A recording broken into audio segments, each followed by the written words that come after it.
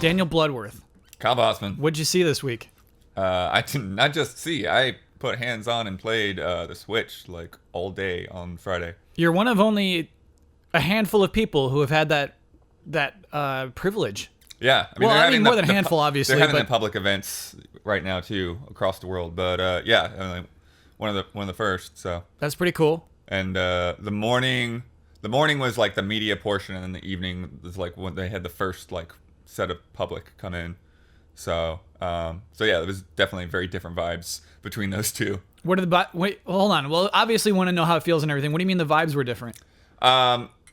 The media were very clearly trying to get around and see everything and like shoot like the controllers and do those kind of packages. Whereas it felt like a lot of people, when the doors opened to the public, were just like, I'm going to get in line for Zelda, and ignored like some of the cool smaller games. Like Snipperclips. Yeah. Okay.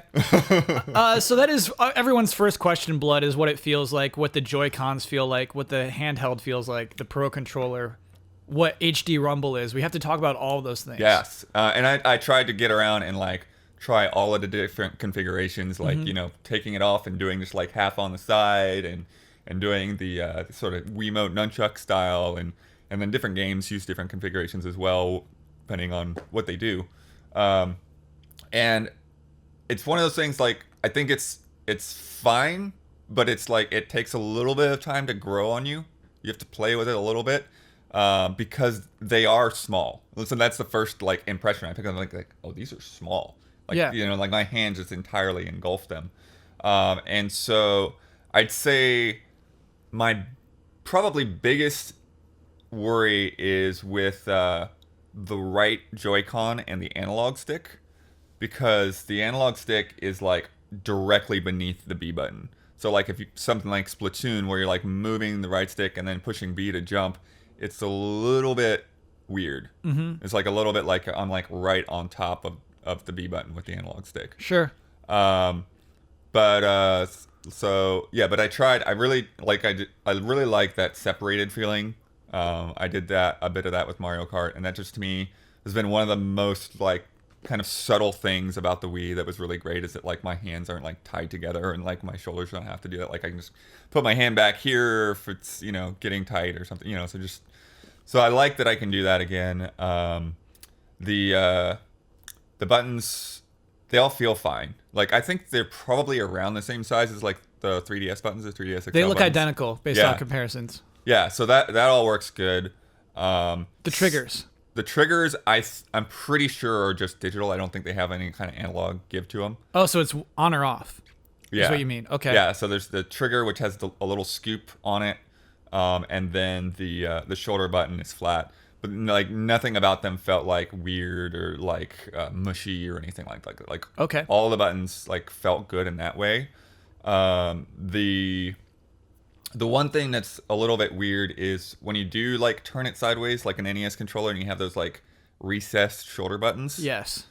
Those are kind of hard to find and hard to push. So that's why the wrist strap has like those extenders. I know. So it's kind of funny because I feel like that wrist strap's gonna be the easiest thing to lose. Absolutely. But they do make it so much better. Like it is worth that little extra second of hassle to like slide the strap on to push those buttons. And how thick is it? To me it looks like a half inch. Oh yeah, the little strap thing is like that. Yeah. And to me that makes the Joy-Con look more grabbable too. That extra half inch does seem. Sure. It's kind of to me a concession that hey, we didn't really fully think through this design. To me that's what it looks like. Well, I think the idea is like those buttons are there, but you know, for more of those kind of applications, like they're thinking that like you would just use the face buttons and the stick or whatever. Mm-hmm. But so as a handheld, when the Joy-Cons are on the sides, yeah. How does it feel? Like this is the new 3DS, this is our new Nintendo handheld. How does that feel? My first impression of it coming from like say the gamepad was like, oh, this feels kind of heavy. Okay. Because you know it is, you know, it does have all that, it's all the nuts and bolts inside of it. But after using it for a bit, like it's probably not any different. Like I'd like to see like an actual like weight comparison between that and like an iPad. You know, because the iPad, if you think about it, like it in comparison to like a gamepad or something, is kind of heavy as well. Mm-hmm. At least the the one my wife has. I don't know if they've made them even more slimmer and lighter. I'm sure, but it is really slim. And Steven Totillo had brought like a gamepad, and like it's so much thinner than that. It's, absolutely, yeah. It's definitely a more sleek, portable looking thing. People ask me whether the screen is like scratch resistant and stuff. I'm like, I'm not going to go up and try to scratch the screen or even tap on the screen. Yeah. But that's a weird thing. Like Reggie just kind of like dropped like multi-touch screen when during the opening. I'm like, oh, cool, but we don't have anything to show it. That's interesting. Okay, so it is multi-touch. Yeah. Okay. Yeah, and then no games demonstrate it. Right. Because, I mean, if you do implement multi-touch, you have to find some alternative when it goes up on the big screen, probably. Yeah, I mean, I think that's one of the weirder things about dilemmas about having a touchscreen. Is like, if it's touchscreen, then it's only a touchscreen in handheld mode. Mm-hmm. So, but trying to think about any other configurations. It definitely feels better to use the grip. Oh, yeah, I forgot about the grip. Yeah, because that comes with it. That charges the Joy-Cons. Okay. And so, you just like with the Switch itself, like you just snap them in to the sides, and then you've got those extra handles there. And so they definitely help. They definitely make it more comfortable so that you don't feel like you're just like swallowing the controllers in your hands. But you still have a little bit of that problem with the right analog stick, just the positioning of it. Are they not charging when they're connected to the Switch and I'm charging my Switch? I think they are. Oh, okay. All right. Yeah, all right. Okay. So compare that to the Pro Controller. The Pro Controller, every time I picked it up, is like, ooh. Okay. It just right. felt so like right and so solid, and like I don't even think it has anything to do with like comparing it to the Joy-Con so much. It's just like it's just there. Like everything is just really right. Like the buttons are bigger.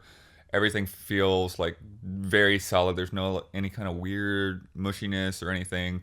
The analog stick is more, to the side of the button, so you don't have to worry about, that being on top of each other. Mm-hmm. Like it all. The only thing I probably didn't get to play enough with was the D-pad itself. Sure. I pushed it a couple of times for item management and stuff, and some things that you do at Splatoon. But there was nothing like a game that was just like primarily D-pad, except for maybe Street Fighter. And I was like, Street Fighter 2, out of all the games here, like that, I don't really need to try to play Street Fighter 2 right now. Sure. It's just the Pro Controller. That's fair. But yeah, I think the Pro Controller is definitely something a lot of people are going to want. And myself and worth included. it. I think I'm buying one of those day one. I asked the Nintendo reps there. It took them a little while to confirm it because they're like, because it's funny because like even some people at Nintendo and their representatives don't have all the answers. Yeah. So like especially like the people that were just like manning stations, like a lot of those people in red shirts were like, go to Nintendo's website for more info. I was like, no, there's somebody here that knows the answer to this. I'm gonna go find them. For what? In what situation? What was it? What were you trying to dig up? I was asking questions about. Well, I was asking whether there was HD Rumble in the Pro Controller, and they say that there is. Yes. So I'm curious how that's gonna work. Sure. But that's the kind of thing. Like, it's weird when you do hands-on events because I'm getting hands-on, and people ask me all these technical questions. I'm like, I don't know. It probably is on a fact sheet, really easy to Google, Yeah. But I'm just concerned about how everything looks and feels, and I think it, in terms of overall, like I have less issues with how everything feels than say like when I first picked up like an Xbox One controller or like a PS3 controller. Like I think it's pretty much there, but the smallness of it, I think, will probably bother some people to where they really will want a Pro. Mm-hmm. So, that's all cool. What I really do want to talk a little bit more about HD Rumble, though. Okay. So you didn't feel it when you're playing Zelda, is what you're saying. You didn't feel it when it is the Pro or when you're playing a regular game. Yeah, I mean, you feel it, but like you feel it like you would feel like a normal Rumble. Okay. It's just like a sort of a different technology, so it feels a little bit different. Mm-hmm. But where they really showed it off was with 1-2 Switch, Right. And that they had the two ones that really did it were, there's one called Count Balls, Yeah. We should explain count balls. So count balls, you like they really want you to like hold the Joy-Con like in your hands as firmly and balanced as possible, and then you tilt your hand left and right, and then you can feel like marbles shifting. So like you feel them roll, and then you feel them like click, click, click, and then you're supposed to guess how many marbles are inside of the controller. And so it's really crazy because like I don't know how it achieves that sensation, but it really feels like things moving back and forth and clicking on one side or the other. And were you able to guess? I was pretty close. I was like one marble off, but yeah, it's definitely a weird thing. But I'm curious. Yeah, I'm curious how that will work when it comes to games where you're not motion control. You know, where you're just holding it, like whether they'll like slam against the side or if there'll be up and down motions. Like it'll be something to see like how it's actually implemented. But it almost feels like there's like 3 different parts. Like there's sort of like a more normal like rumble pulse, and you can feel that with milk. Like you pull it down and it's like milk like pulsing through your hand. Like you can feel it. You can feel it yourself milking, like the jet stream of milk. Yeah. And that felt directional as well. So that's another interesting thing. It's like that you get that sense of direction. And then there's like the bumping, like on either side or wherever you're at. So I'm curious how it actually works. Yeah. So and maybe with more experience, like, you know, if we play around with it a lot, we'll like really start to like hone in on like, okay, this does this like in this particular spot, and that does that or whatever. I looked at their patent for it, and I couldn't comprehend what it was saying. Oh yeah. So it is weird, super tech. To me, it's just so weird that it is inside of these tiny Joy-Cons. Right. Did you see anything that used the little IR camera that senses whether you're doing rock, paper, scissors? No, and I actually forgot about it for a while. Like it wasn't until like the end of the night. I was like, oh, where is that thing? I was like, oh, okay, there it is. It's like on the bottom of all things rather than the top. Yeah. So it's not like you would use. Well, maybe you would. But it was like I wouldn't think they would just flip it around like a Wii remote, you know, and use it that way. The only way I've seen it used so far is the eating game. And it senses whether your mouth is open or closed. Oh, weird. And so you eat sandwiches as fast as you can. Is there an eating game in 1-2 Switch? Yeah. I didn't see that one. Yeah, it's just like a sandwich, and you go... and it was tracking how fast you open and close your mouth. Wow. Yeah. Craziness. Okay. Kind of. I mean, that's it, though. To me, when you have these new features, you have to demonstrate them in games. Well, and that's why it's super weird that 1-2 Switch isn't included. Yes. I mean, I don't want to get too much into that stuff. I want to like focus on hands-on, but... Yeah. 1-2 Switch is like, here's a demo of what all this can do, and it's like, yep, pay $50 for that. And I'm like, I'm not going to. So yeah. Okay. So let's talk more about 1-2 Switch. Were there any games that were actually fun inside of it? I mean, I think that they were fun, and I that's the thing. It's like it's this weird dilemma of like, I feel like everyone should play 1-2 Switch, but I don't feel like you should pay $50 for 1-2 Switch. Like, you know, it's a weird thing because it is only multiplayer. Like, you can't play that by yourself. I can't imagine. I can't milk alone? No. Oh. Because it's all competitive. Sure. It's all about like looking the other person in the eye and having other people yell, you know, laugh at you. But yeah, it's super weird because it's a video game that really isn't about video. You know, it's like it's all rumble and audio cues. And so we played 4. Like each person basically got 4 at a time in a demo. And so we played Milk. Great. Which that was probably the hardest thing control-wise, because it's like you're trying to like with your fingers like do this rolling motion while you're pulling and the Joy-Con's down. Tiny. That's what makes you nervous. Like if I could grab an udder, we could do this, but I gotta like just do like a little Joy-Con tickle, you know? Yeah. So yeah, I think that's the thing, is just like getting your fingers in a place where they're gonna push the buttons like in that natural motion. Yeah. And then well, I guess when you are milking, it is just the tip of the udder, isn't it? I don't actually know. I mean, my mom grew up on a dairy farm, but I never actually milked anything. But. I don't think it is. It's not like it's not yanking on an udder. I think it is just like a little, you know, we'll talk about milking later.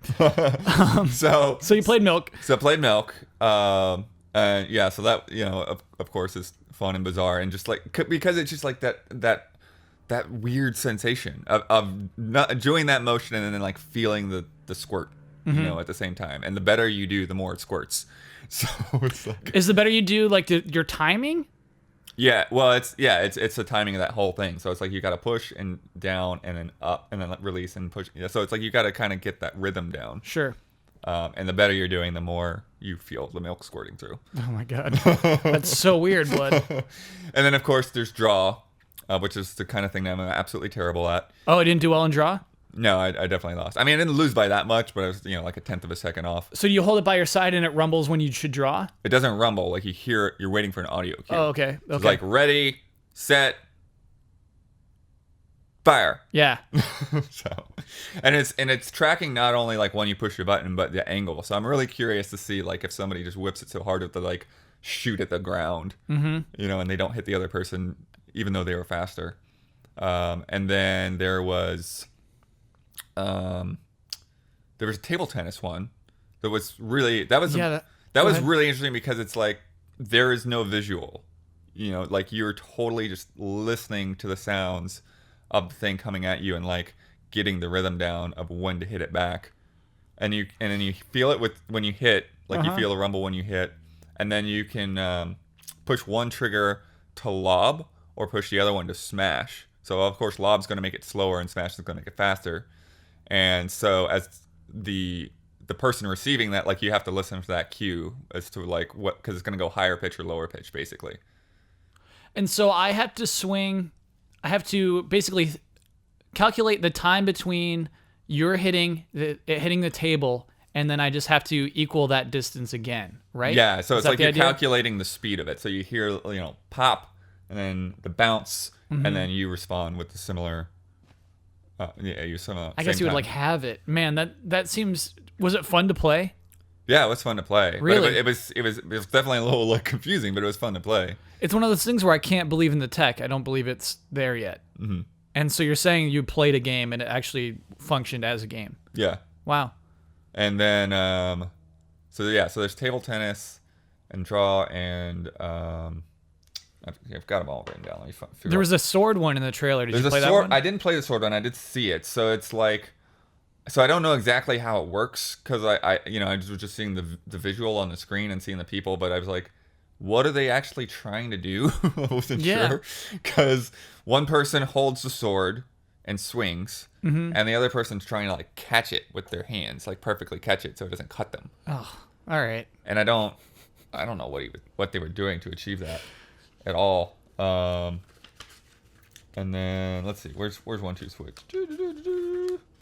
Ball count. We talked about that earlier. Oh, you're right. So yeah, so like feeling the balls.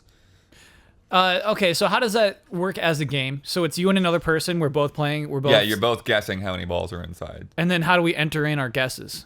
You just like tap the analog stick over. Okay, and we look at the screen behind us, I guess. Yeah.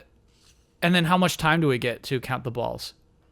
I don't think they had a time limit. Oh, okay. I think that you just you felt and then you put in your guess, and then when you were done, then you like set the controller down flat, and then it's like, okay, that's your entry. Sure. So that's your final answer, right there. I feel like there's another one I didn't really see it though. Was it's like there was like some kind of dance thing for in 1-2? 1-2 switch? Yeah, there was something where you're supposed to dance. Huh. Okay. So I don't know how that works. Sure. I just like barely like saw that off to the side when I was waiting for something else. Yeah, I mean it's weird. It's their party game. It's their show off the console game. Yeah. It doesn't seem like something you would even want to play if it's just two people to me. Right. Yeah, I think that's true. Like I think you would want to have other people watching and cheering somebody on. Yeah. They had a bunch of silly props and stuff too. Like they had these giant foam cowboy hats for everybody to wear during draw. I saw images of that. I think that was good. I think that helps set the tone of what kind of game that's supposed to be. Yeah. But it's like, I hope there's at least 50 of those things. Yes. If you're going to charge $50, at least be $1 a game. Mm-hmm. Even that seems a bit much. But. It won't have leaderboards. It won't be a very competitive thing. Yeah, to me, it's like a silly party game. Yeah. Okay, so I can probably just go in order of like. Yeah, let's do it. We've talked about the hardware. I think we did. We covered the hardware well. What do you think of the screen, the portable screen? Oh, I think it looks good. Is it like it's obviously an improvement over the gamepad. Mm-hmm. It's it's brighter and it's higher resolution. Mario Kart looks really good on it. Zelda looks really good on it. Zelda, I mean, I think it's a consequence of like the seating arrangement, where like sitting on top of like a 30-something 40-inch screen. So it's like Zelda to me, like, oh, this looks a lot better, like actually on the handheld, but it's just because it's like I have the proper distance away from the game. Sure. But yeah, so I think the screen looks good. I don't imagine there being like any real complaints about the screen or the resolution. Like I know people are like, oh, it's 720, but it's like it's 6 inches. Cool. So I think it works. Did they ever show you UI between demos? No. Okay. Not seen any UI except for there was like one trailer where like you saw like a menu on the bottom or something, like really briefly with like the eShop symbol, but yeah, and I've seen where you can select games, but yeah, it's very minimal stuff. Yeah. But in terms of games, the first one I played was ARMS. Whoa, cool. Yeah, and not at all knowing what the heck this is going to be or what to expect. Yeah. But it's. I mean, obviously, it's almost a surprise that like Nintendo would go like all in on motion controls again on a game on a new franchise. But it's cool to see a new franchise. But it's definitely a step up from. I think the only like comparisons anyone could really give would be like either like Punch Out or like Wii Boxing, and Wii Boxing was just like flailing. Wii Boxing was nuts. It was really bad. But ARMS has a lot of different components and like mind games and stuff. Like it's more along the lines of like a traditional fighting game in that way. Okay. To where it's like you need to read your opponent and respond. So you grip the Joy-Cons like you would I don't know, like brass knuckles or something, right? Okay. So basically like they're in your hands and you only buttons you push are like the shoulder buttons on top. And that's it? Yeah. Okay. And everything else is motion control. So if you tilt to the left or right, you'll move left and right. So you circle around your opponent. Okay. And how does that work? Straight out. When you're tilting, do you feel like it moves immediately with you, the character? Yeah, I felt fine with that. I think the only thing is with any motion controls, like a lot of times, like you intend to do something, but your hands aren't really doing it. It's like, oh, I got to move, and like one hand's not there, and then forward and back to move closer or farther away, and then punching, like you don't have to like force it or like really like put a lot of effort into it. Like it's just gonna punch. But one of the nuances to it is that you can punch and twist to do like a curveball. Yeah. So you can punch and then pull it back around into that person or target a specific part. And that's part of the strategy, is that you can actually, like if somebody, because there's that distance, I think that distance makes a big difference in like something like Wii Boxing, because Wii Boxing was just like hit. Right. And now you have to account for how far away you are. And so if somebody's far away and they throw a punch, you can respond and like counter punch and knock their arm down. And if you target the other player's arms, you can start doing damage, and like you can actually disable one. Whoa. So that's cool. Yeah, it's pretty cool because you can disable it and then you can follow up. And then if you do both at the same time, you have a grab move, and each character has a different grab. So those are pretty fun little animations to watch, because like you grab out and then you pull them in and slam them down or knock them into the air or whatever. And so, I mean, in regular fighting games, you just have to be in a range. You have to be a very close range to a grab. Is that how that works here? No, you can grab from any distance. What's the downside? Both your hands are the downside is that vulnerable? your both hands are out. You're vulnerable to a counterattack. Okay. Because the buttons on top, one of them is a dash. Mm-hmm. So you can tilt and dash out of the way. Okay. And the other one's a jump, and then one character can even double jump. So that's one of the things too that what's her name? Ponytail Girl? Yeah, I didn't write down all their names. Yeah. But yeah, so she can do a double jump, and it single-handedly won Ian the double jump bet, by the way. Oh yeah. Yeah, she made a lot of double jumps. Oh, that's great. But yeah, so there's a lot of nuance to it. What else? Oh, if you put your hands kind of together, you block. And I was wondering about blocking. So it's not going backwards to block. If you're going backwards, you could still get hit. Right. You have to do this to block. Yeah. Okay. And then if okay, so it wasn't the inside and outside is, I think it's like left is dash and right is jump. And then if you push either of the bottom triggers, that is when you've like built up meter, and then you can unleash like a flurry. Yeah. And so then you just like put in these super strong attacks. But every character has different options for gloves. Okay, yeah. So we saw loadouts. We saw actually 3 different items that you could pick for each character. Yeah, and they all have like different sets of them. So they all have like one that's sort of just the basic, but then one character has like this like big like massive like iron ball, and then he has, I think another one he has is like a homing thing, and then there's like one that has like a boomerang-ish kind of thing that spins around, and so there's a lot of kind of strategy to that. And then and one has like they call like a revolver, where like shoots out 3 different smaller ones. So it's interesting because I actually got into a match towards the end where it was like a heavy person versus a lighter person. And so it was really interesting to see the back and forth of those dynamics, because there were times where my heavier glove would just plow through his gloves and hit him. Cool. Just knock him out of the way and just like, bam, no, you're taking this hit. And there are other times where, because my attacks were going out slower, he could counter and get me with his lighter attacks, while I'm waiting for my gloves to come back in. So it's really interesting to see those kinds of dynamics with the different characters. There's this mummy guy that when he blocks, he can actually start healing if he blocks long enough. Cool. So it's like, again, like I'm saying, like it's a fighting game. So like you have to know what your enemy is capable of and be able to respond to that. Did you talk about how it, like a single player progression, were they able to talk about stuff like that? If there's a story, you were able to play against an AI, but they didn't really talk about like how a single player game will work out. Sure. So yeah, I mean, if this game has a story mode, I'm all in on it. It's, to me, it visually looked really good in the demonstration. At least, did it in person? Did it look that good? Yeah, I mean, I think it's a good looking game. It's got a good art style. I don't think that there's, I don't think it's amazing technically, but I don't think there's anything technically that's like, and I'd say that pretty much about all the demos that were there. They look good and they ran well. Like there wasn't anything that was like, whoa, kind of moments in there. Okay, cool. So. Yeah, I mean, we'll get to Zelda, but I think that's everybody's biggest concern. Right. Is how that game's running. Well, I mean, we might as well just go ahead and grab it right now, because I didn't play anything really new. Uh-huh. So I played way more of that game at E3. Yeah. And so I just like picked it up for 15 minutes and ran out of time or whatever, just running around the same small area. Yeah.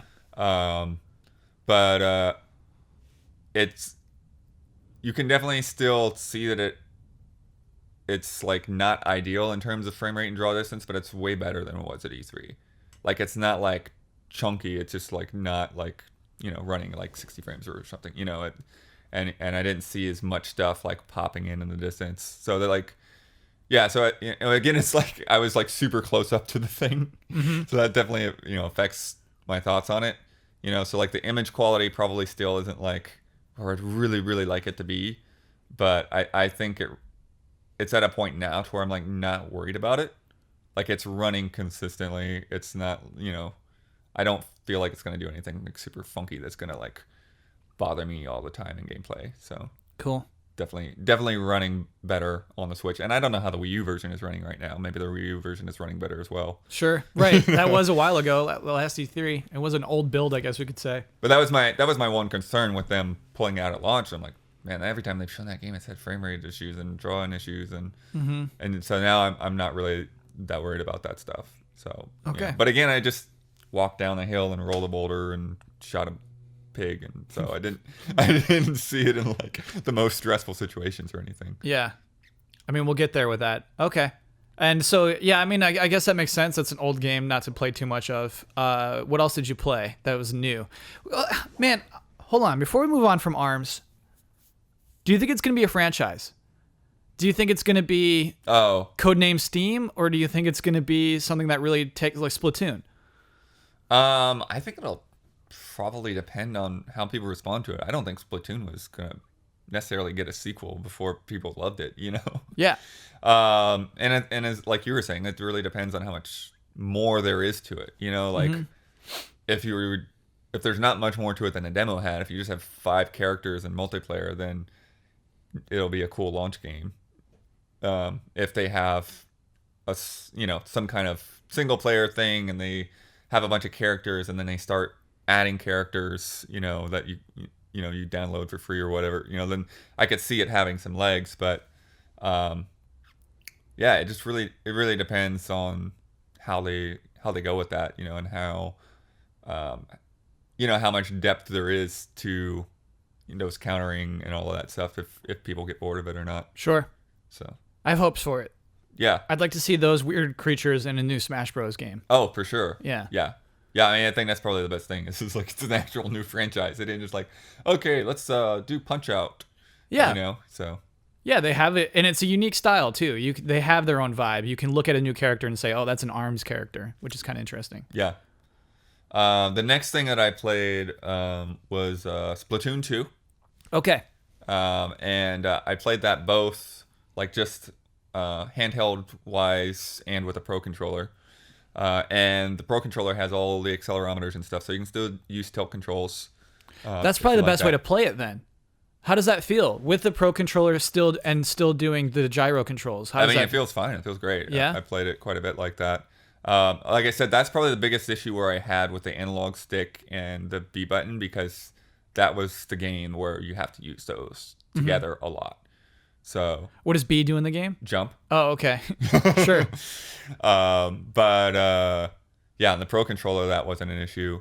The game definitely looks better. They kept saying like it's 2 years later in the story, and I'm like, I don't care about the story in Splatoon. I love the story of Splatoon. Okay. If you play through the campaign, Blood, you find these secret documents that set up the lore and Nice. weird backstory. Like, Splatoon's got some strange lore to it. I don't know that I ever finished the story mode. I should go back to that sometime. The final boss is worth it. But anyway, I'm actually really excited. I did like when I played the story stuff a lot, so I really hope the Splatoon... I hope that's why they're calling it Splatoon 2. I hope that it's a really big campaign that they are not showing off yet. Sure. Because the multiplayer that they showed is still just regular Splatoon, was it Turf War or whatever? Yeah. So, but it was definitely good. It like looks slightly better. The one thing that they were showing off, well, they have like new specials like across the board. So like the one of the specials is like this jetpack. So you like launch into the air and you're like spraying ink and flying over and like shooting bombs down at people. So the jetpack is something you have to earn, kind of like a Titan in Titanfall. Like yeah. So like as you splat the ground, like it builds up a meter, and then once you've put enough paint down, then you can push the button and use your special. Sure. And so there was that, and then there was like another one that was like it was like a ground punch, like you jump up and you like punch the ground, and it has like an area of effect, like a sphere of effect. And then there was another one that I don't really think I got to use, where because each one was like tied to a specific weapon, right? Where you had like these like multi bazooka things shooting out. And they showed a rain cloud in the trailer. Rain cloud I didn't see. Oh, okay. Maybe that was because I didn't want to use the sniper, the one where you like charge and shoot. I hate that one actually. And the last one they show in the trailer, the squid kid is completely painted. I wonder if that's the ground pound. Oh. As if you're invulnerable, like you can't be killed because it was. No, the ground pound is really quick, pink. so that's got to be something else. All right. That's interesting. But the main weapon that they were showing off though is the dualies. Yeah. And so quick rate of fire. But then the one thing that they have that's different is that you have like this kind of like quick strafe dash. And you use the ink to do it. Yeah, right? It uses the ink to do it. So you have to have enough ink or it's not gonna pay off. But it does let you like get that little bit of a jump on your enemy. If you face off with somebody, it's like boom, like dash over and strafe and hit them and knock them out. So that all worked really well. I'm curious, did they say? I should have asked them there, but did they say whether it will do like 8-player like local with like wireless connections with a bunch of different switches? Yeah. Yeah. So that's something that I'm really looking forward to. Yeah. It's like even here, like we could do a Splatoon tournament here where we couldn't do that with the first Splatoon. Wow. Yeah, you're right. It's like everyone just bring your Switch and like, and even if we don't all have Switches, we can pass them around and do like four people or whatever. In Mario Kart, we could do that as well. Yeah. Wow, that is really crazy to think about. Oh, I had one last question about Splatoon. I guess I forget it. You said it looks slightly better. Uh, I'm scared. Like, how is the competition? I'm not good at Splatoon. Oh, I've always been weirdly good at it somehow. Okay. I don't know. Yeah. Like it just works for me. Like using the like I'm just kind of more. I guess I'm a natural with like the tilting or whatever. I don't know. Cool.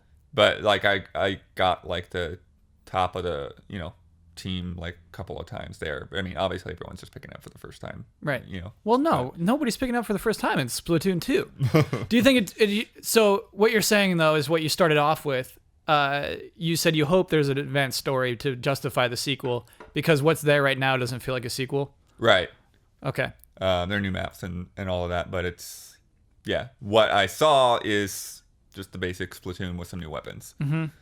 The one thing I wanted to bring up that is probably a drawback, not a major one, but you know how on the Wii U Splatoon you can like warp to anyone just by like, looking down and like tapping on them. Yes, thank you. That is what I wanted to talk about. Yeah. So now what you have to do is you have to like push X to open up your map, mm-hmm. and then try to find somebody, and then each one of those people like coordinates to like a direction on the D-pad, mm-hmm. and then you like push that direction and push the A button to do that. So it's like it's just a lot more cumbersome. Just like push. Okay, Yeah. And it's funny because I think there are multiplayer games not on Wii U where you can choose your spawn point. You know what I mean? But you would choose your spawn point before you drop in, whereas Splatoon lets you like basically do that any time. Really? Yeah. In this game, you can do that at any point. Yeah, you just super jump to them when you. Yeah. Oh, from the starting point though, right? I don't think you can super jump. I don't think you have to be a starting point. Oh, okay. We might need corrections on that. That'd be crazy. You can just super jump at any moment. Mm-hmm. What's the drawback? I guess there wouldn't be one. That's pretty interesting. Okay. But Splatoon 2. Splatoon 2. Yep. Let's see. What was next? Oh, it would be. Did I write down? I guess not. Snipperclips. Okay, you got to play Snipperclips. I got to play Snipperclips. I played it with Tim Getty from Kind of Funny. Very so cool. Look for that video this week on Kind of Funny Games, because I'm there. Like I'm the co-op partner, so I'm there through the whole thing. Mm-hmm. So you get a real good look at gameplay there. But yeah. So knew nothing about it going in. Like I just saw the word Snipperclips on a press release the night before. I'm like, Yeah. they didn't show that. What's that? Yeah. And I think it was probably like the surprise hit demo of the show. Cool. It really was unexpected and cool and fun. And I don't know how that'll translate to a full game, but what was there was like really like a great demo. And so what it is it's essentially a co-op puzzle game. So, I think kind of like in the same vein as like Overcooked, where it's like you have to both know what's going on and communicate. There's not as much stress in terms of a timer or anything. It's more relaxed in that sense. Mm-hmm. But you're working together to figure out how to do it. So what you have is you have like these two like little, I guess they're felt, either probably felt or like paper or something. But like these little characters that are like these shapes. So they're like a tip of a pencil kind of a shape. So there's like flat on one end and then round on the other. Sure. And I could imagine the final game might have other like basic shapes. But anyways, so you start off by there's just like this like little like kind of almost M-shaped thing in the middle of the screen out of dotted lines, and so like you just walk together and like you fill in the dotted lines, and then okay, good, you solved that. Right. 2-dimensional. Yeah. Yeah. And then the next one that you have, I think it's like a heart or something like that. But basically after that, then you have to start making shapes, and so to do that, you actually overlap each other, Mm-hmm. and then the space that's overlapping, one of you like pushes a button and like snips the other person.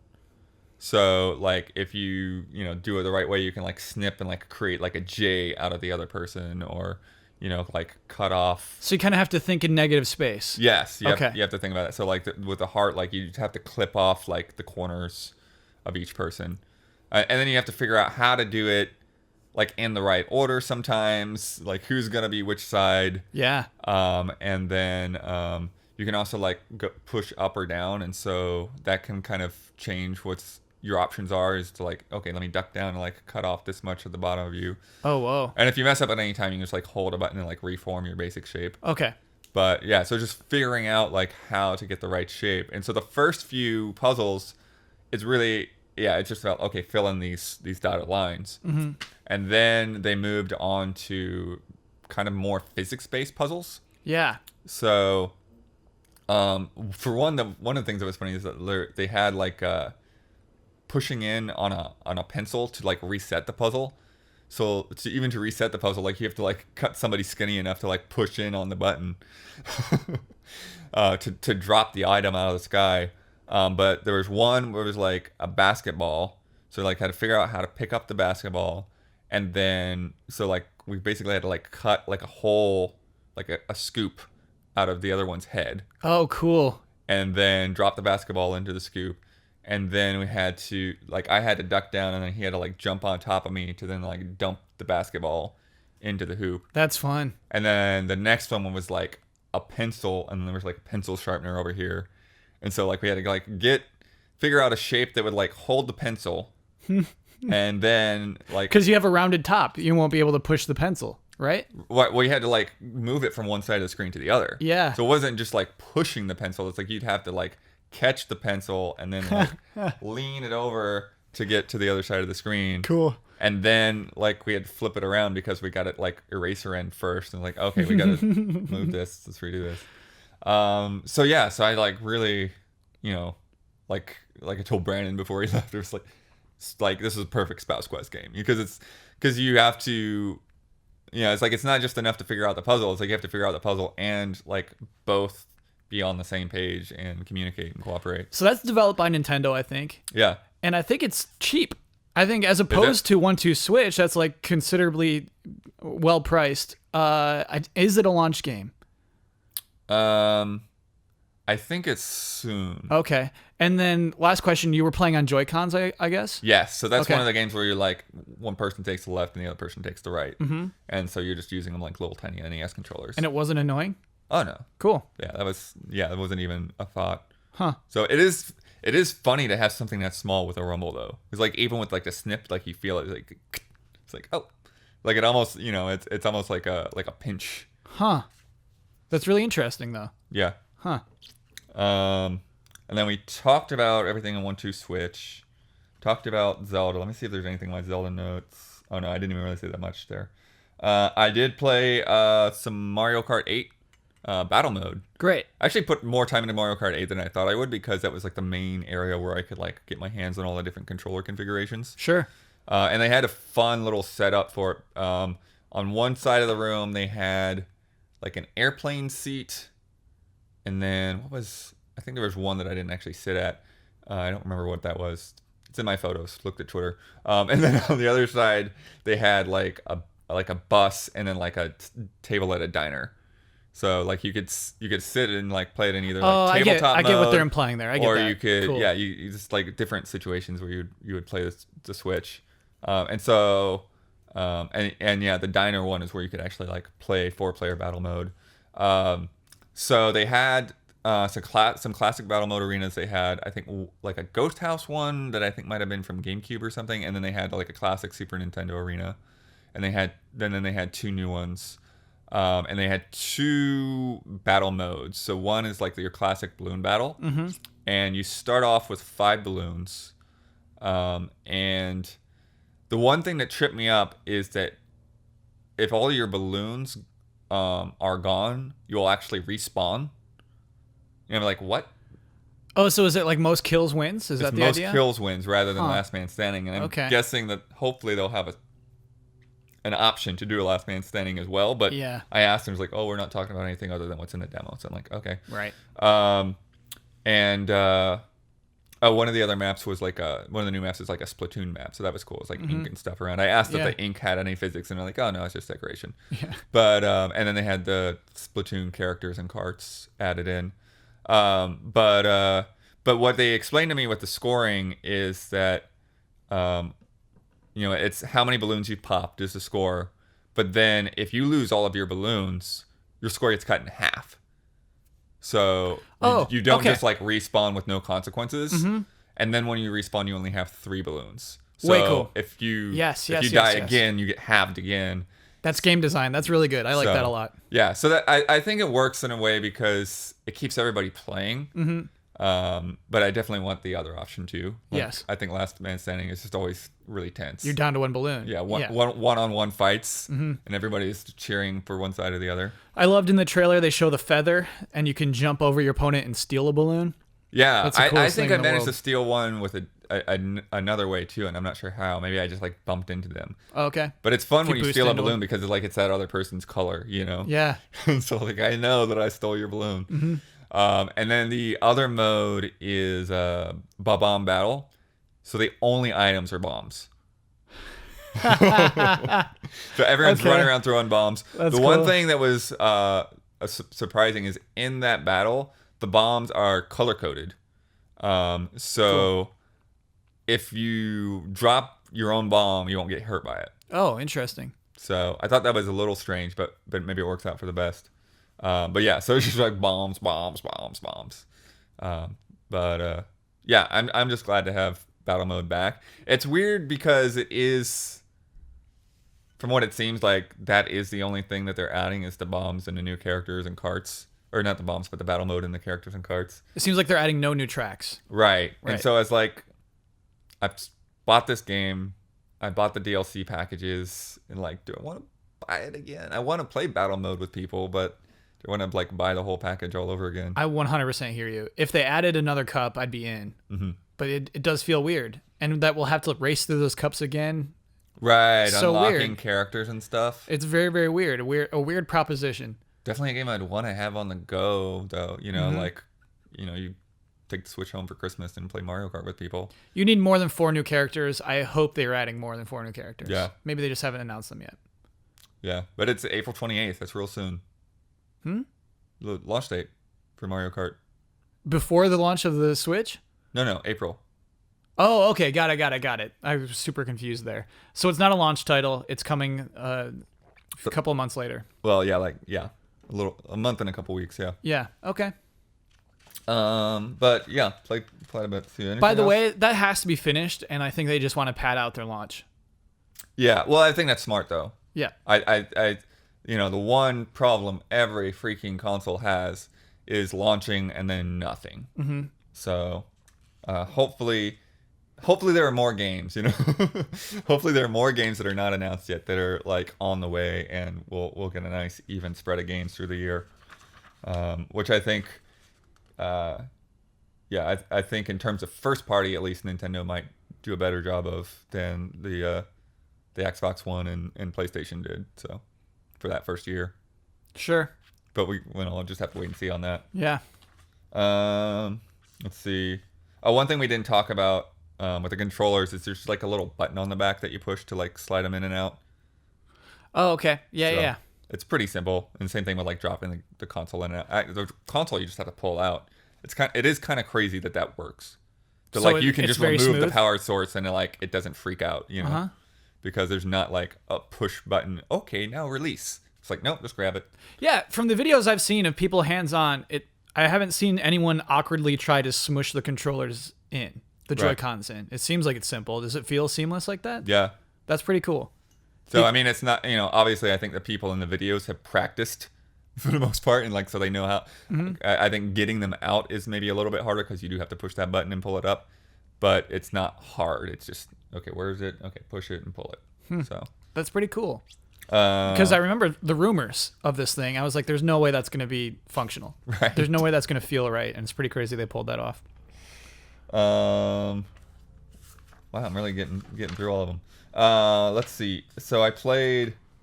I don't think has been Heroes. I don't think is exclusive to the Switch. Okay. I could be wrong. Right. That's from Frozen Byte?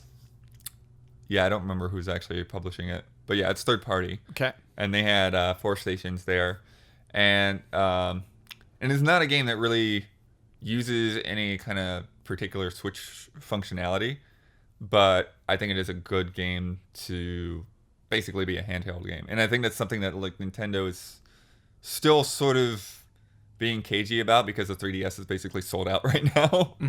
So like this is taking over as the handheld, just as much as it's taking over the console. But like Nintendo's not saying that because the handheld's doing really well.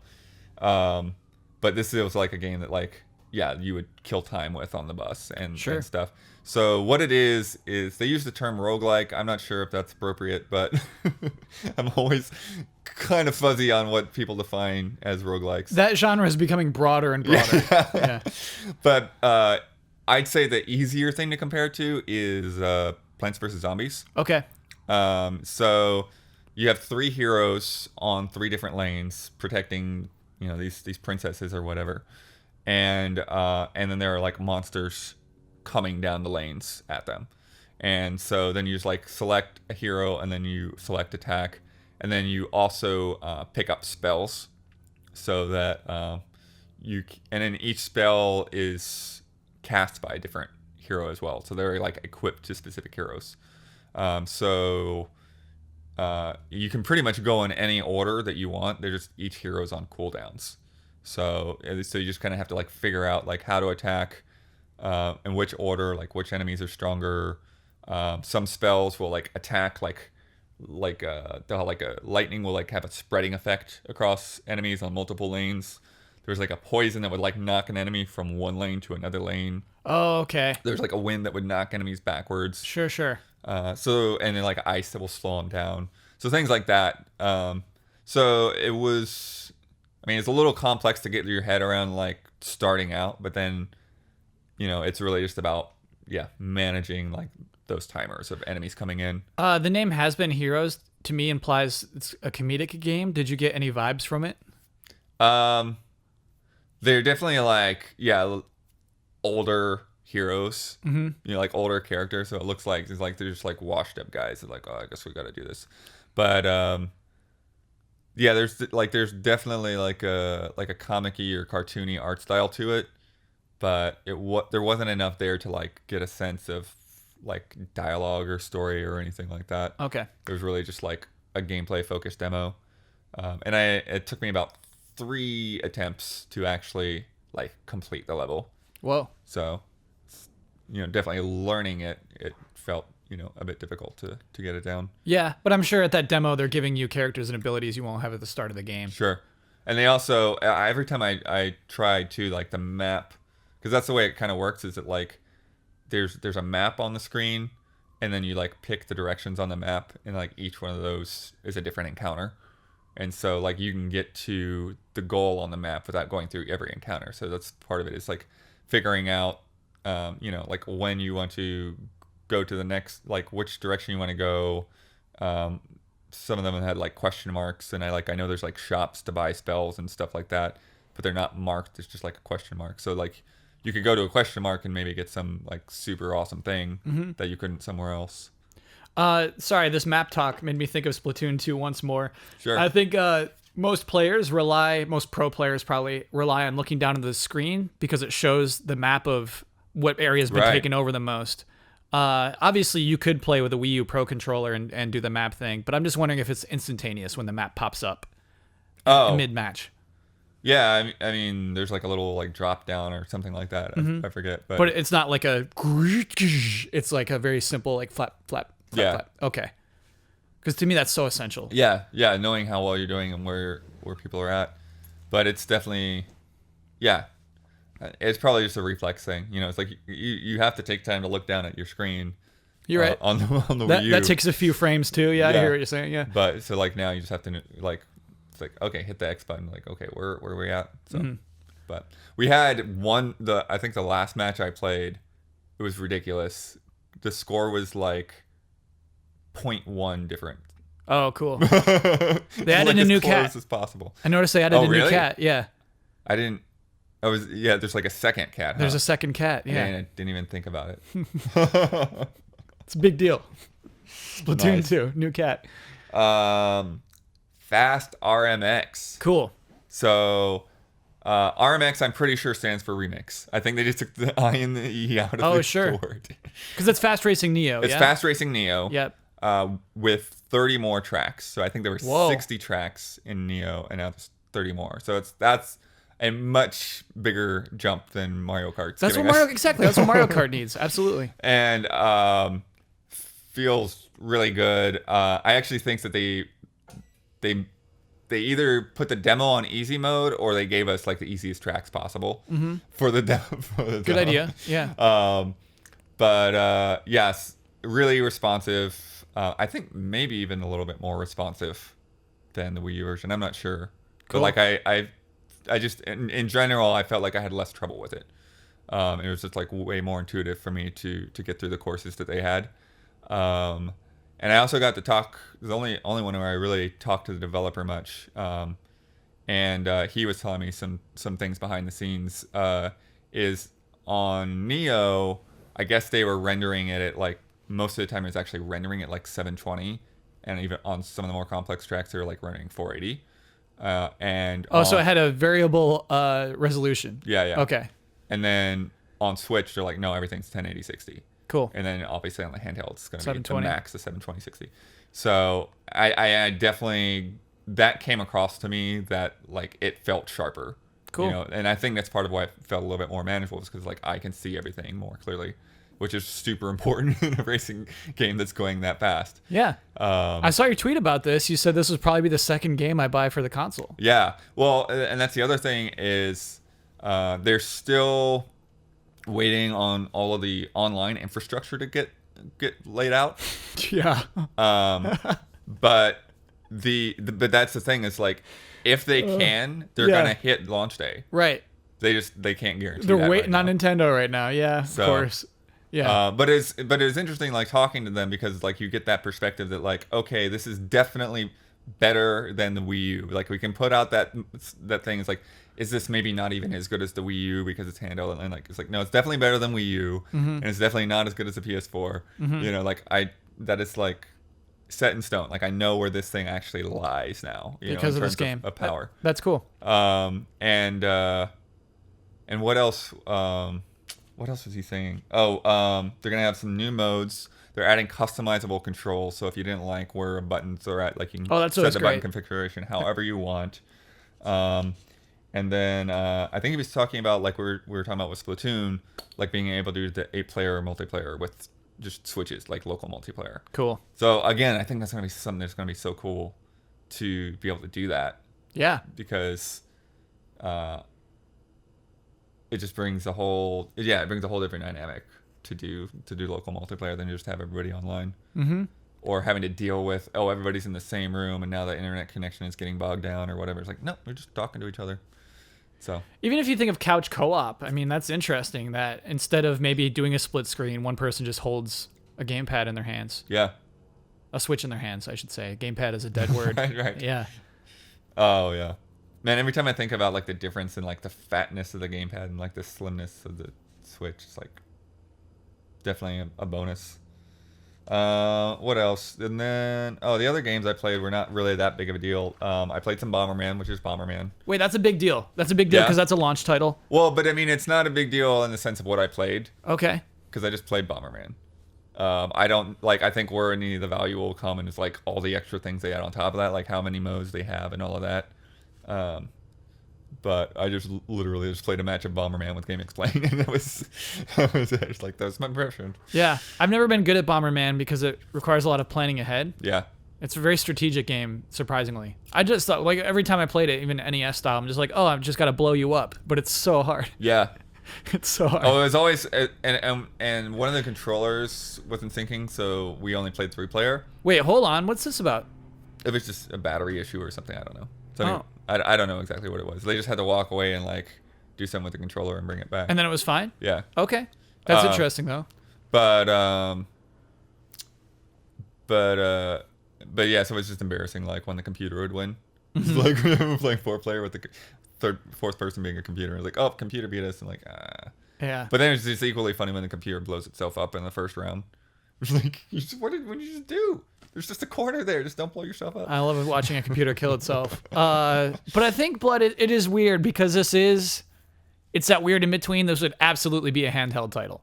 If the PlayStation 5 launches with a Bomberman game that looks like this, we're laughing at it. But to me, this is this weird straddling the line kind of game that the Switch is probably going to get a lot of. Yeah, yeah, and it's weird because Bomberman's a game where like it's like I can tell that you did this really cheaply when I look at the gameplay, and then but then the art looks really nice, like yeah, like great Bomberman art there on those little cutscenes and stuff. Oh, the 2D art. Yeah, but at the same time, like Bomberman really, it's like you don't need a lot of graphics. You just need the controls to be responsive, and as long as the controls don't feel like weird 3D, because I feel like there was some game along the way where like when they went to 3D from 2D, like the feeling didn't feel right, like Sure. just walking around, and I didn't get any kind of sense of that with this. So yeah, so it's like Bomberman is a game where graphics don't matter too much. Sure. It's coming from Konami, which is crazy too. Yeah, yeah. It's, Konami, you're gonna make a video game? Okay. Yeah. And then I played Puyo Puyo Tetris. Yeah, I'm really excited about this. Yeah, that's crazy. I know that game exists in some other form, right? Like this isn't the first time. Right. It launched in Japan on Vita and PS4 and one other thing. But yeah, never here, never in the US yet. Yeah, so I played 2 different modes, multiplayer, and one of them was like as a swap mode. So I don't know exactly what initiates the swap, but basically you're playing Tetris, and then all of a sudden it'll like swap, and now you're playing Puyo Puyo. Is it a completely blank board? Or do like the pieces you've already put down switch into Puyo pieces? No, it's a different board. So it's like you're basically playing 2 different boards at the same time. Okay. And so like, yeah, and then it almost seems like, yeah, like at some point, like maybe it finishes what was happening when it swapped, because it didn't feel like it was exactly the same as like when it swapped over. Whoa. But it did, like it was still, the stuff I laid down was still there, but there was like a couple other things on top of it.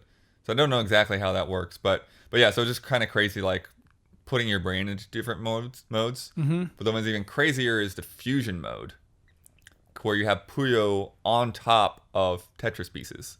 Yeah. And so the one thing that they do is that if your Tetris piece goes on top of Puyo, because they're like jelly, they like squeeze up to the top. They like raise to the surface of all the Tetris pieces if you put them directly on top. Now, if you have like, you know, if you have like your L shape go down and then there's Puyo under it, then that's not going to happen. Mm-hmm. But they'll squish to go up. Wow. So you can like create combos that way that are kind of heady. You know, it's like either you clear lines and then Puyo fall together, or like you push something down and then Puyo come up and match with other Puyo. You know, yeah, that's crazy. I'm not good at planning ahead like that. Wow. Yeah. Combos and puzzle games are very intimidating. With the multiplayer, like they dropped these like junk Puyo things that like if you get matches around them, they'll clear, or if you like drop a Tetris piece on them, they'll like just smash them. Cool. So yeah, there's a lot of different things going on there. Wasn't particularly good at it. And then I played Sonic Mania. Cool. Which was cool. I played I think with the developer. I think that's who was there playing with me. Nice. And so we played like he was playing Tails, and we did like the Green Hill Zone, and then we did like one of the like original levels. How does that work? What do you mean he's playing his Tails? Not 2 at the same time. Yeah, Tails is at the same time. So how does like what happens when you're speeding too far ahead? Tails is just like not on the screen. Oh, okay. Yeah. That's crazy. So yeah, so like I guess, you know, Tails kind of shows up and then it's like he can start flying, and like he'd lift me up to places and secrets and stuff like that. Huh. Was showing me a lot of the stuff that's in the levels. There's a lot of, it felt like there's a lot of different areas and secrets and walls you can get behind and stuff like that in the new level. That to me is encouraging. Sonic Mania is, I think, we can say a highly anticipated downloadable game. Right. And there aren't a lot of those right now that were shown off for the Switch. Whereas it's like this developer needs to also make a Switch version, obviously. You know, most people are saying like, we don't know yet. We don't have that tech. We don't know if it'll be a huge success. It's not a priority for us. So it's kind of encouraging to see Sonic Mania in development for a Switch right now and far along, and for that matter. Yeah. And then real quickly, I can think of 4 games that I just didn't bother with. Okay. Disgaea 5 Sure. is there, which is great. I think that's a good sign to have that, because I think Really that's a game interesting that one, you yeah. could definitely like, you'd want to sit back and play at home, but you could also take with you on the go and, and kill time with it on the go. Mm-hmm. I think it works really well in both of those situations. But I didn't feel like any need to pick up Disgaea 5 there. Yeah. Same thing with like Street Fighter 2. Like, I didn't really feel the need to do that, but Street Fighter 2 is a perfect game to like, take to somebody's house and, and play together. And then they had Skylanders. Yeah. So it's like, okay, it's Skylanders.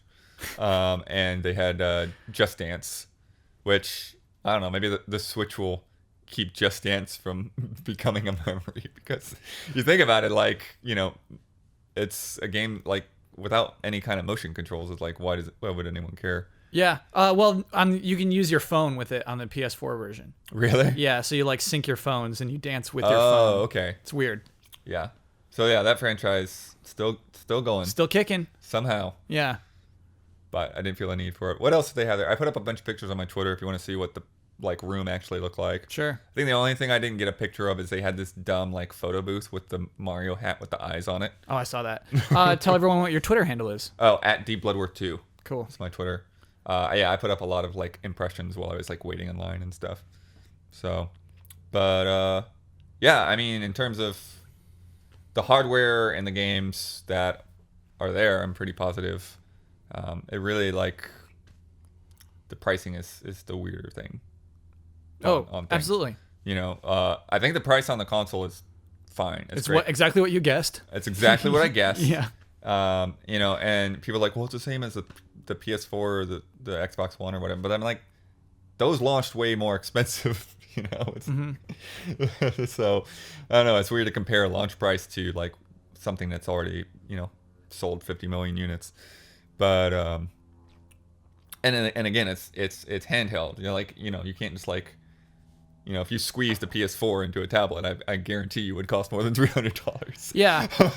And that's what they have to sell, is because it is competing against those directly right now. And right. So it has to say, hey, this has greater value in it. And they have to find that value in its portability, I guess. And its little IR oh my God. Don't get me started on that thing. But I don't know if they were just too ambitious with the technology and the controllers or what, that like prices on Joy-Cons and stuff. It's crazy town. So it sounds like the Pro controller, which is $70, which is more expensive than a PS4 That's controller. got to be HD Rumble. It's got HD Rumble. It also has a little NFC reader in it inside the Pro controller, and so maybe that's what's making the price so expensive. Those two things, yeah. Yeah, crazy though. But even I said this on Twitter too, that like even the PS4 controllers are expensive now. Like everything, like controller wise, it's just like you're putting out a lot of money on controllers. Yeah. It's like I don't remember how much I spent on the Wii launch, but I remember that like I just pre-ordered that everything. Like I got a full set of like Wii remotes, a full set of nunchucks, like every single thing I needed to do a full 4-player maxed out gaming session. And, I haven't done that since the Wii. Oh, sure. I haven't bought a ton of 4 controllers for yeah. these other systems. And I guess that's actually what's kind of nice about the console, is that in a weird way, we know Joy-Cons aren't full-on controllers, but it's ready to do multiplayer out of the box, which is kind of cool. And the only game that didn't have any multiplayer was Zelda, first party wise. Yeah. Snipperclips basically requires a second person. 1-2 Switch basically requires a second person. ARMS is going to be probably the more fun against another person. So, and then Splatoon is. Oh, and that's why you would buy 2 extra Joy-Cons, I guess. Yeah, I got it. That's the main reason would be ARMS, which is not coming out right away. So you got a little bit of time to like let your bank account recover. Exactly, because that's the funny thing about March 3rd. We knew it was coming in March. I never expected it so soon in March. Right, me neither. I'm sweating a little bit because I am going to buy a Pro controller and I am going to buy Zelda. That's an expense. Yeah, it's going to be an expensive launch right there, and so it is scary. Yeah, so I'd say pricing is one of my biggest concerns, and just kind of the lack of like any real like beefy third-party games You know, like what they're, the presentation of, like if Nagoshi came out and said like, we're bringing the whole Yakuza series to the Switch, and it's just like, we like this. We might bring some games to it sometime. Yeah. That was insane to me, Blood. That was insane to me. It's like, why bring him out there? Yeah. Although at the same time, it's like, if you don't have the games to back it up, I feel like bringing actual developers is the next best thing you could do. So yeah, actually, because you can't just throw that stupid set of logos and say, 80 games in development from 50 developers. I'm like, well, I want to make a video about this because when the Wii U launched, we had concept trailers still. And I think when the Wii U launched, it was too late to do concept trailers. It was a ridiculous thing to still be doing. The Zelda one, the stupid bird that was flying around the garden. And so, yeah, it's almost a better alternative to that. But still, it's not encouraging. They maybe made the right decision, but we wanted to see more software than what they showed. I think one, that there are more games, significant number more games coming this year that they're just not talking about yet. I think so. And I think two, if they can really get, and this is where things are weird because of how well the 3DS is doing, but if they can get the Japanese audience to really buy into the Switch, and start replacing their 3DS with that more or less, then we will see that whole like library of third-party stuff that would have been 3DS games, for lack of a better term. Right. Where's Capcom? Yeah. Capcom brought Street Fighter 2. It's like, okay. Yeah. Street Fighter 2, honestly, to me, looks low effort, but there was that weird part of the trailer where it shows first-person Ryu, and I wonder if that's part of the game. It's really weird. It's just for like 4 frames. It's the craziest thing. Like a mini-game kind of thing? Yeah, I don't know. I don't know what it is, but to me, that's like, it's dipping a toe into what the Switch is, which maybe is the right financial thing to do. But like, yeah, if they had come out there and said, here's Monster Hunter, and they're like, yes, boom. That would have meant something, yeah. Even if it was, some ugly, like upscale of the 3DS game, like it would have still been like, oh, we've got Monster Hunter again, Yeah. So. Even the Wii U had Monster Hunter. Yeah. Yeah. So, but I think it'll come. I think that, unfortunately, Nintendo is having a hard time really getting developers on board after the Wii U. Sure. So we'll see. It's weird because on the one hand, I feel like there is a lot of buzz and excitement for the Switch that the Wii U didn't have from the general public. As a lot of people point out, like that trailer has done like 25 million views or whatever. Like a lot of people have been paying attention. Yeah. But at the same time, in terms of the forums and the hardcore audience, there's a lot of negativity. Yeah. And there's a lot of expectation of, why isn't this equal to the PS4? Why doesn't this do the same thing the PS4 does and then some? And so, managing those expectations is going to be super hard, I think, at first for Nintendo. But some of these things, like local multiplayer and, being able to take a game like Disgaea with you or stay at home, like I think hopefully those will be good proof of concept. It's always hard to tell with launch. Yeah. Like DS had a terrible launch. 3DS had a terrible launch. So just have to see. Man, what else was in my head about things?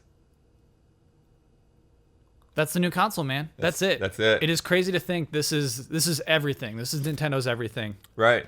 It's their 3DS. Well, and I it's think their Wii U. and that's like, the thing too, is like once we start seeing those other games that would have been 3DS games. Once we start seeing more of that development, and I think that's it.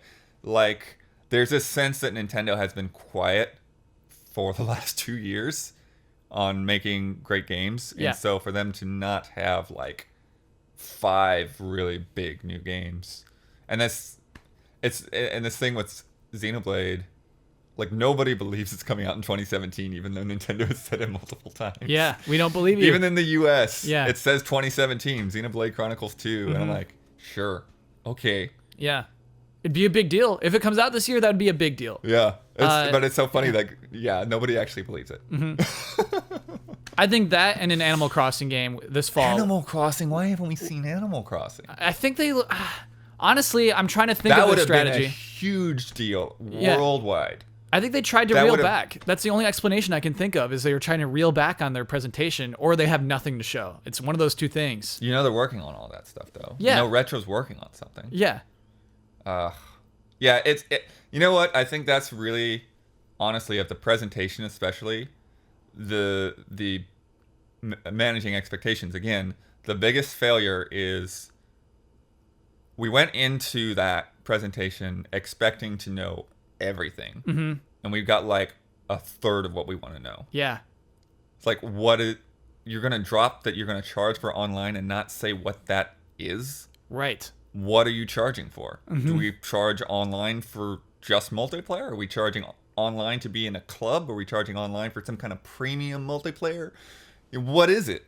Yeah. Do I need to worry about this or not? Is it going to be the same price as Xbox Live, or is it going to be just like $10 a year or $5 a year? Like, you can't just like put something out in the air that's so negative and not have any reason to back it up. Yeah, that is the kind of announcement you do ahead of time in a press release. You don't do that in your huge announcement without backing it up with more things.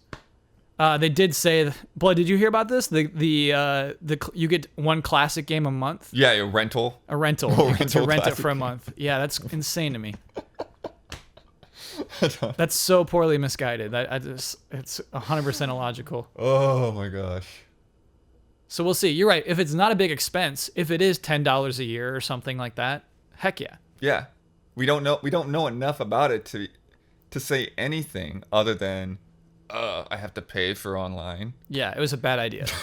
If you don't have the rest of the information. I also think it's like starting with motion controls is a bad idea. Mm-hmm. I honestly like that motion controls are not being forgotten and left in the dust. I think that's a good indicator that, hey, we could potentially see a Wii Virtual Console because this can work. Okay. But at the same time, you should have launched with something else. Yeah. You should have put Mario at the front or something and then showed the other games later on and showed, hey, the controllers can also do this. Mm-hmm. Rather than making it seem like the focus, again, is on motion controls. It's funny. When it's not. It's like there were 2 games really that used it. ARMS and 1-2 Switch? Yeah. Yeah.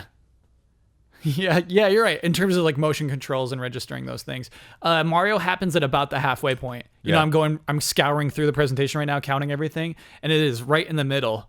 And so it is, as they call it, a tent pole. That wasn't there, right? You couldn't play it. No, they just had the trailer looping on a big screen. Yeah. So to me, obviously, it's everything I've been wanting. If I could play Mario, man. Yeah. That'd been a whole other story. Sure, exactly. And I think that's one thing too that, obviously it's good to like highlight something like Snipperclips that's a complete surprise, but yeah, there wasn't like a Mario level game to play at this event. Yeah. Like at the beginning of this week, I was excited. Like I could play a Metroid on Friday. I don't know. Oh, sure. What I'm going to be playing. Yeah. Because I have no idea. Yeah. And the biggest thing was a Zelda demo that I'd already played before running better. Mm-hmm. So. Yeah. And I think, you can pop it out and play it on the screen. Cool. And pop it back in. Mm-hmm. Pick that controller back up. Yeah. Oh, that is one thing I didn't mention with Zelda. It's like, even though the game looks better on the small screen, I probably would still prefer to play most of the time on the big screen because certain things like arrows and stuff are just they're hard to see. Oh, interesting. Yeah. And it does gyro controls there too, right? Yeah. Like if you're doing a bow, you can kind of like aim it a little bit. That's cool. Yeah. And I guess outside of menu management, there's really no reason not to do the controller. Right. That or you really love lounging out on the couch like this with your hands apart. Right. That'd be the only other benefit, I guess. So that's cool. That's the Switch report from Daniel Bloodworth. Yes. Looking forward to it. Yeah. There's lots to learn still. Yeah, there's lots to learn. There's still. definitely room to be skeptical of, but I mean, I don't know. For me, it's hard to not be excited for a new console. But there's also, like I understand back to younger me that could only get one console at a time, and so it's like, It's easier for like me and Huber to be excited for a secondary console that we don't have to worry about. We can just play those games on something else, But You're right. It's hard for that to be your only console. yeah. Yeah. Well, I mean, at least you don't have to buy a handheld and a console. Yeah, no, that get that. is super exciting. I think especially in terms of droughts, to like hopefully can manage the release schedule better and pace things out. Yes. That's our hope. Thanks for watching, everybody.